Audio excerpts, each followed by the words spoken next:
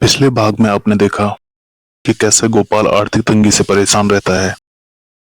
मालती उसे पैसे लाने के लिए कहती है तो वो जंगल से बूढ़ी माता को ले आता है। अब आगे। आज पैसे लाए हो या आज भी यूं ही मुंह उठाकर चले आए? मैंने पहले ही कहा था कि आज अगर पैसे नहीं लाए तो मैं घर छोड़कर चली जाऊंगी। और ये किसे साथ में ले आए? ये तुम्हारे रिश्तेदार है क्या? पहले तो मैंने इन्हें कभी नहीं देखा है।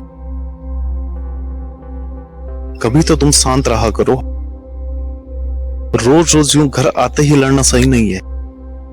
पैसे आज नहीं ला पाया, मालिक जरूरी काम कर रहे थे तो उनसे बात नहीं हो पाई। ये माजी हैं, जंगल में रो रही थी क्योंकि इनके घर वालों ने इन्हें घर से निकाल दिया है और साथ ही ये भूखी भी थी, तो इन्हें मैं अपने साथ अपने घर ले आया। आज से यही हमारे साथ हमारे घर रहेंगी। लो, एक मुसीबत और। पहले ही हम दोनों का मुश्किल से गुजारा होता है, अब तुम इन्हें ले आए हो। अब हम क्या खाएंगे? ना तो इतना कमाते हो कि हमारा गुजारा हो सके, ना ही इस घर के हालात ठीक है। भगवान जाने अब इस घर का क्या होगा। ये झगड़ा बाद में कर लेना। पहले माजी को बहुत भूख लगी है, उनके लिए कुछ खाने के लिए ले आओ और कल मैं मालिक से बात करके पैसे ले आऊंगा। मालती ये सुन के गुस्से में रसोई घर में चली गई और साथ ही उसे इस बात की चिंता भी हो रही थी कि अब हम 3 हो गए हैं तो घर पर कैसे गुजर बसर होगा। और जैसे ही वो रसोई घर के अंदर पहुंची, वो देखकर हैरान हो गई। उसका रसोई घर पूरे खाने पीने के सामान से भरा हुआ था। वो एकदम से चौंक गई और साथ ही बहुत खुश भी हो गई कि चलो उस दिन की चिंता तो समाप्त हो गई। वो खाना बनाकर लाई और उसने गोपाल तथा बूढ़ी मां को खाना दे दिया। अब अगले दिन जैसे ही गोपाल काम से वापस आ रहा था, उसे रास्ते में एक पोटली मिली, जिसे जब उसने खोल के देखा तो उसमें सोने के सिक्के थे। उसने बहुत ढूंढा पर उसे कोई आसपास नहीं दिखा।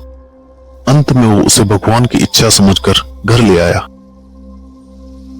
अब गोपाल ने अपने घर की मरम्मत करके उसे बिल्कुल नया जैसा बना दिया था और साथ ही सोने के सिक्के आने से उसकी जिंदगी में भी काफी बदलाव हुए। गोपाल तथा मालती अब बहुत खुश रहने लग गए थे।